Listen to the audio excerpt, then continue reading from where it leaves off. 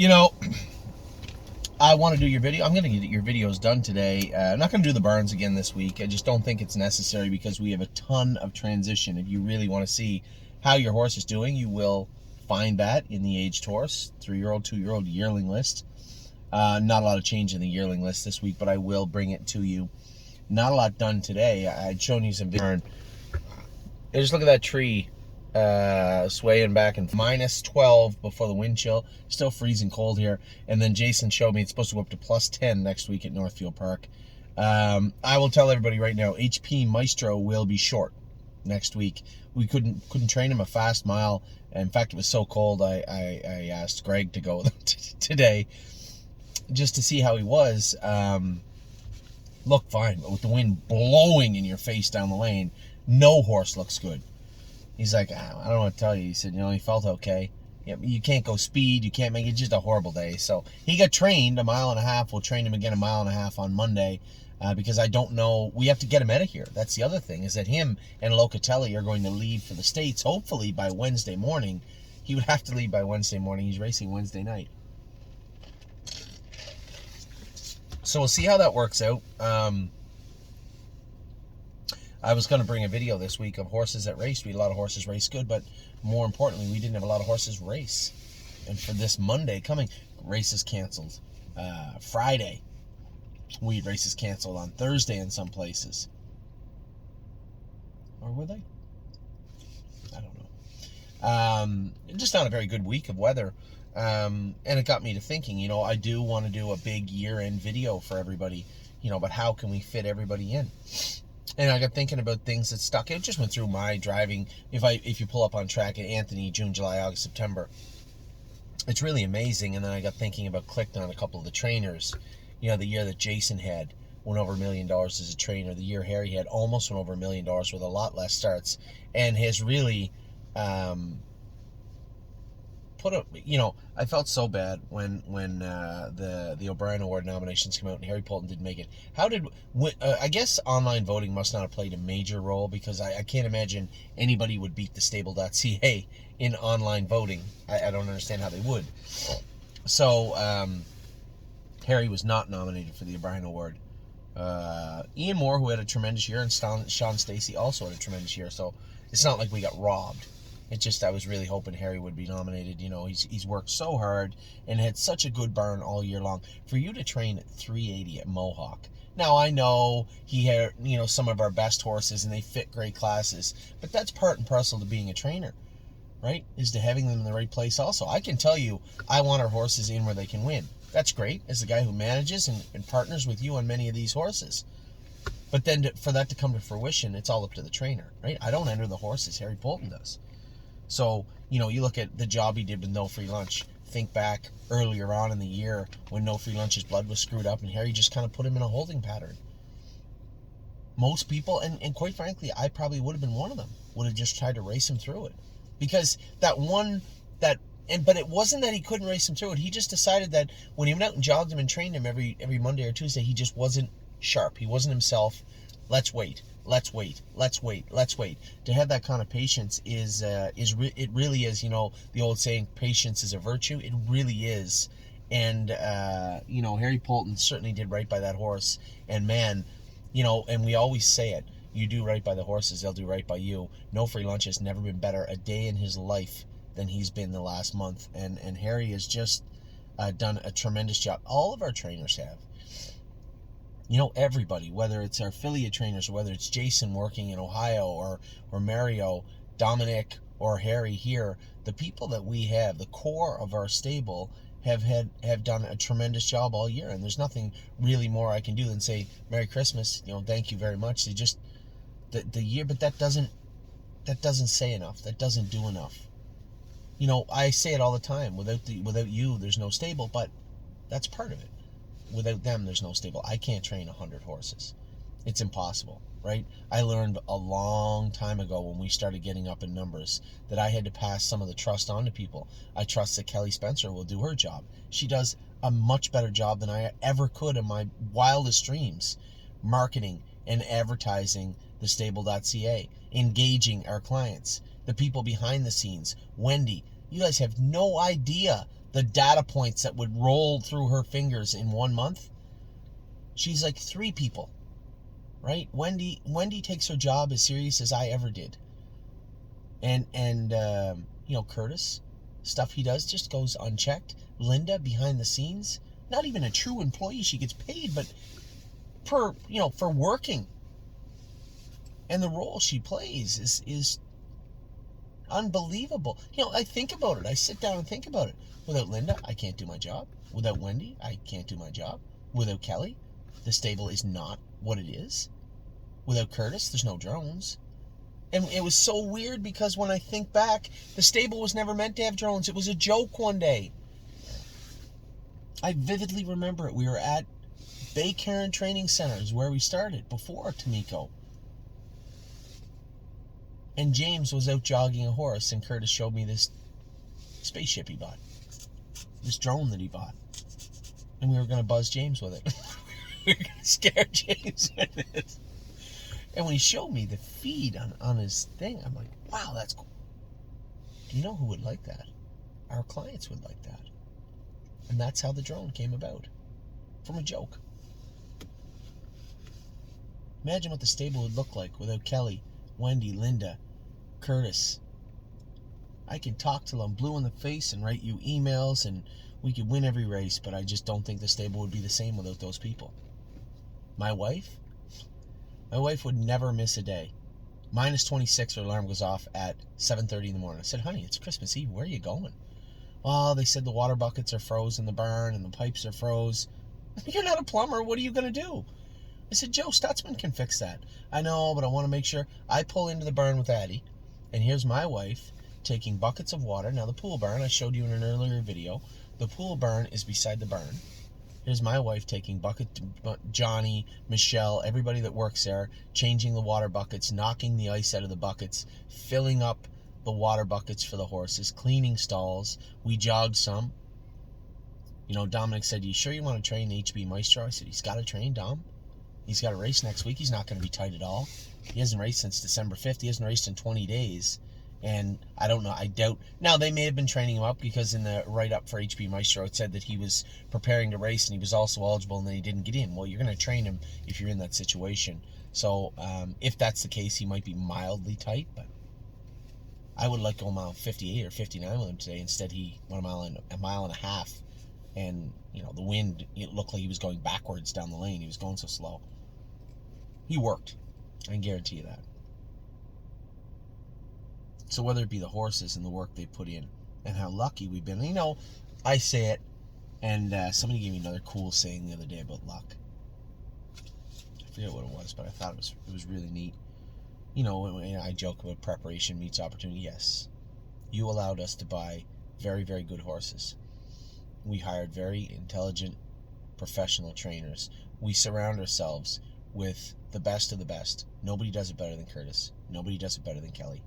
Wendy, I don't imagine anybody could even do it. Even if Wendy didn't do it good, which is the opposite of what she does. She does a tremendous job.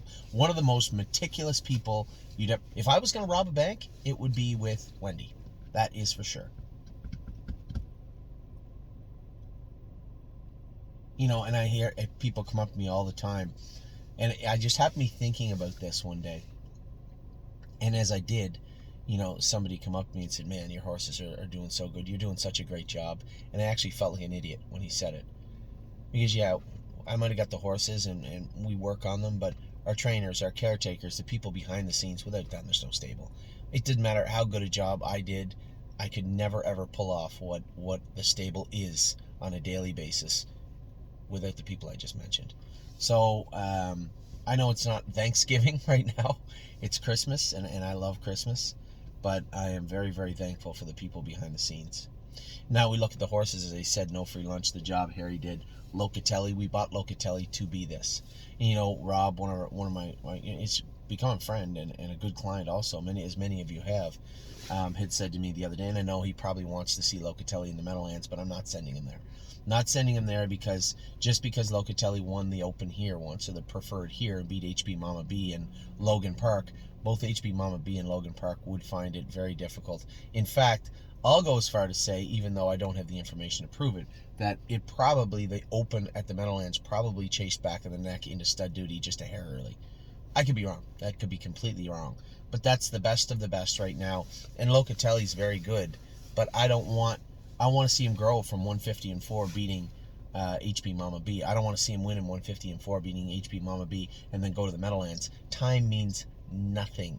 Zero. I just don't think he's ready for that crew yet. Great horse, and he's going to be a very good horse for us.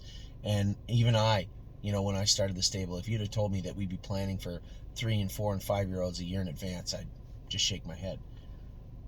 We're trying to find the best path forward for every horse and get to each horse being the very best it can be at any given time.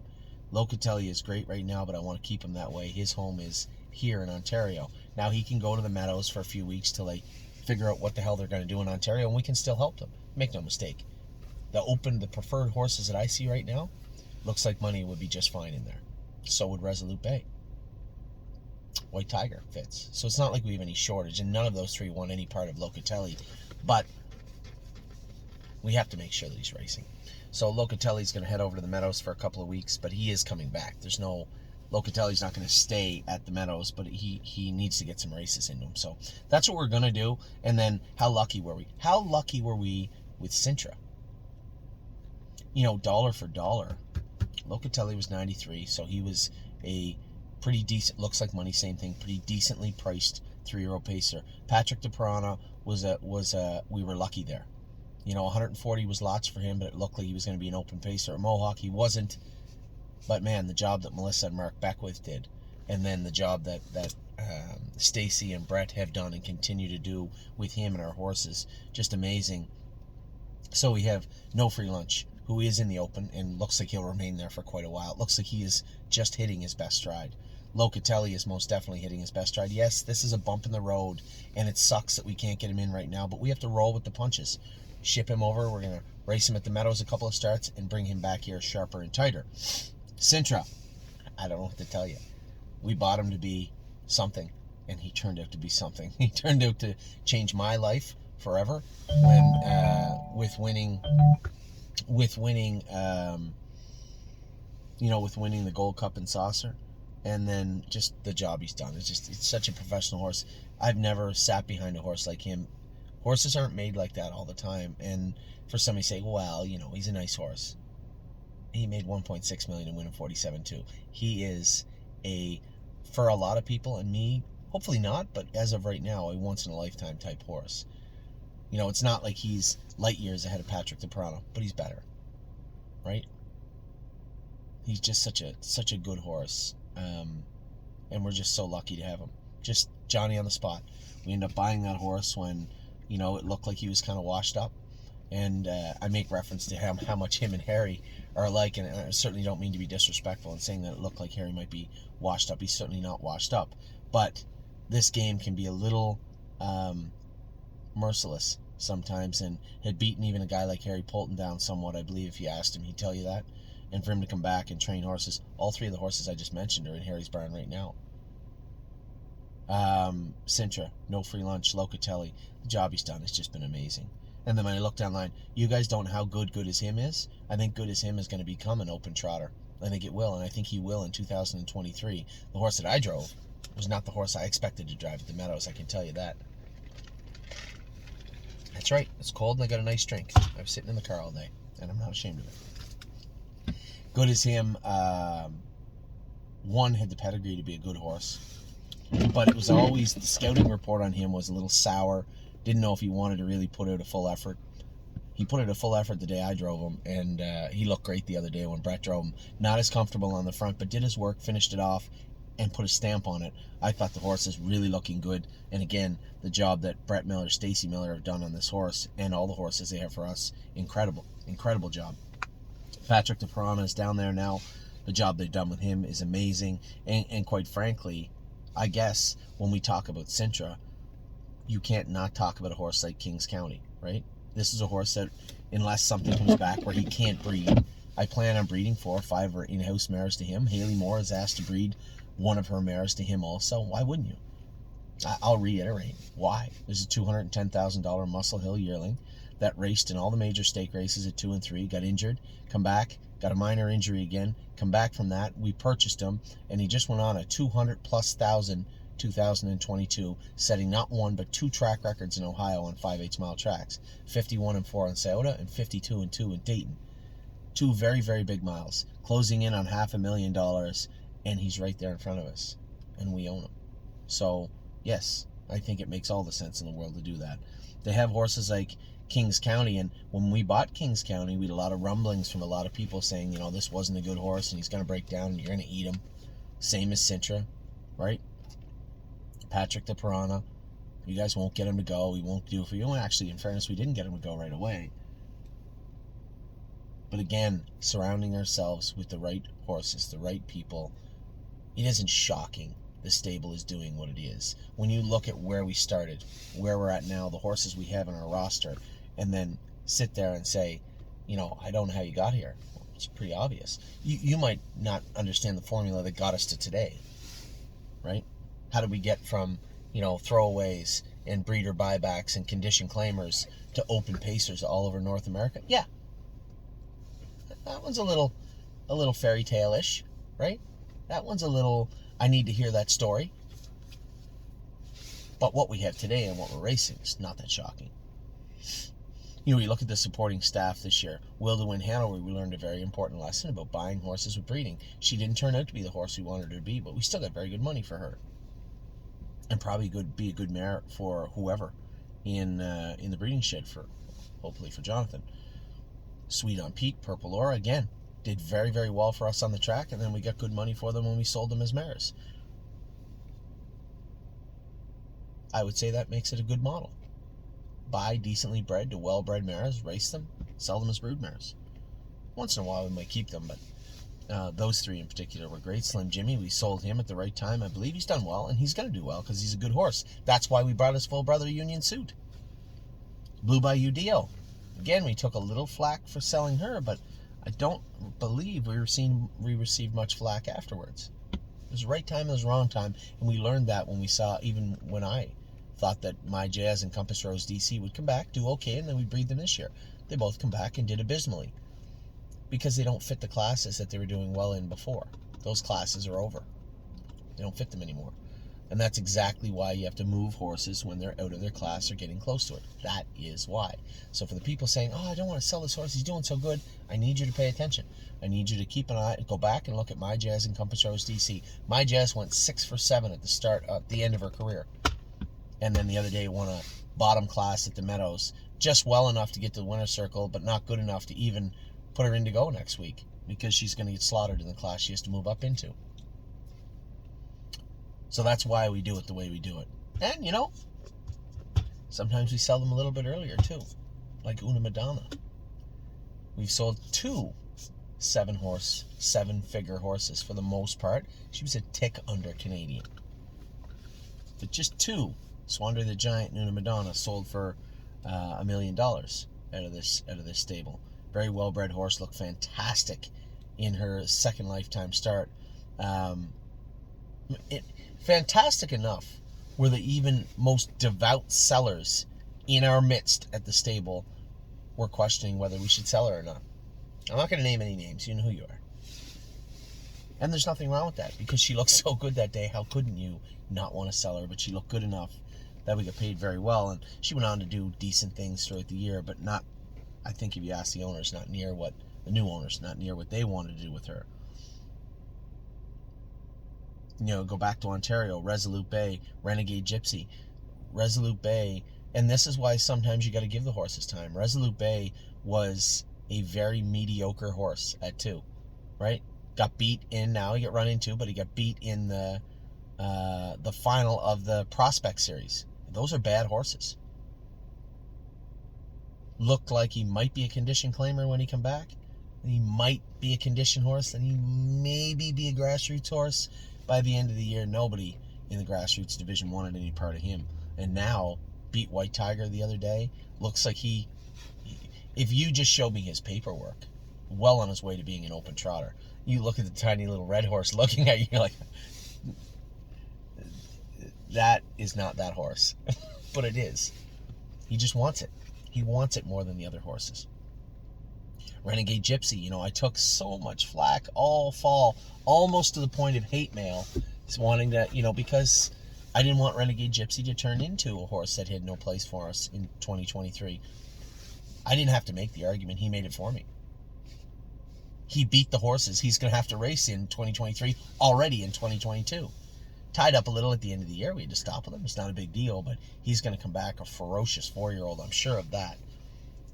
Very, very good looking horse. And, I kept telling everybody, don't take it personally. I'm not running down your horse. I'm not saying he's not good enough. I'm saying he's approaching a ceiling. And I thought he was. He proved he wasn't. And he proved he's going to be a very nice horse for us as a 4-year-old also. Looks like money. I don't want to compare. It's close to apples and apples between him and Locatelli, just a year apart. Very close. And I dare say that he actually looks better out of the gate for us than Locatelli did. It's hard to extrapolate the data moving forward, but he's an impressive look. Well, I'll tell you what, you take Locatelli out of the Open, race him somewhere else, and just throw Looks Like Money in there. I don't think HB Mama B or anybody in that division that was left there wants any part of him. My personal feeling. I think James would agree. The horse looks amazing. Unbeatable Kemp, a little flat the other night, but here's a horse that's going to do great things for us in 2023. I am absolutely certain of it. World for Two, we shut him down to bring him back.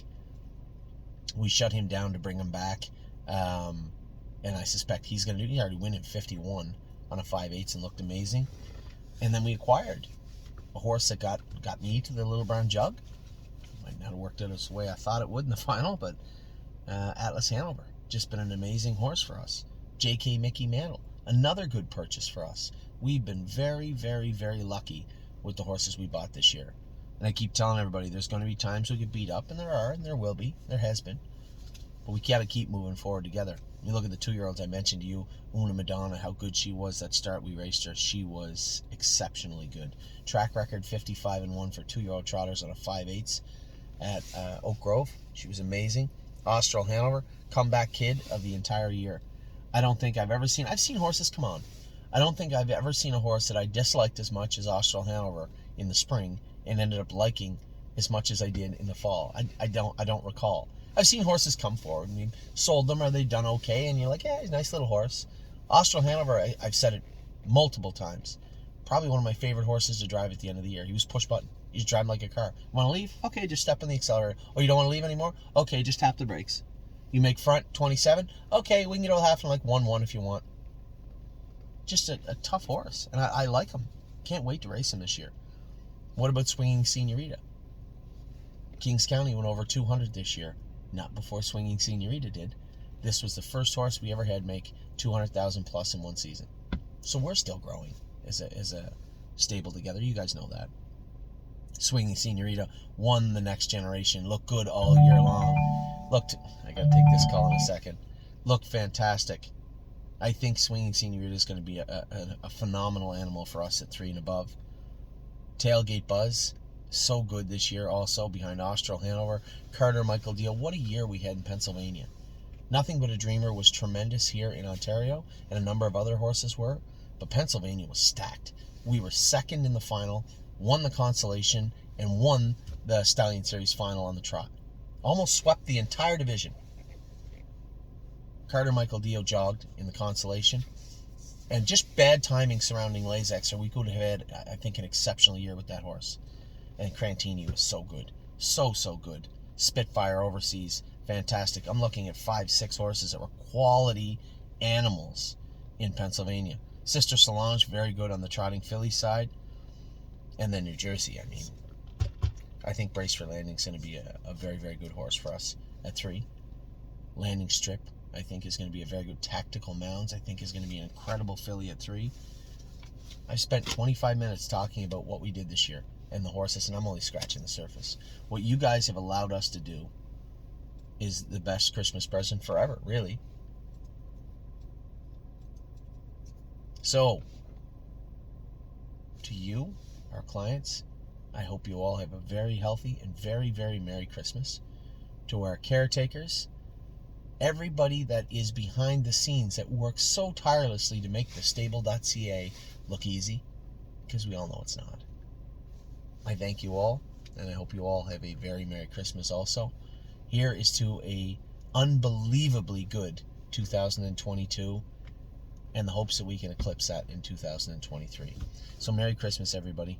I hope you have, as I said, a wonderful holiday season with your family. You're all healthy, and I will talk to you all very soon. Take care.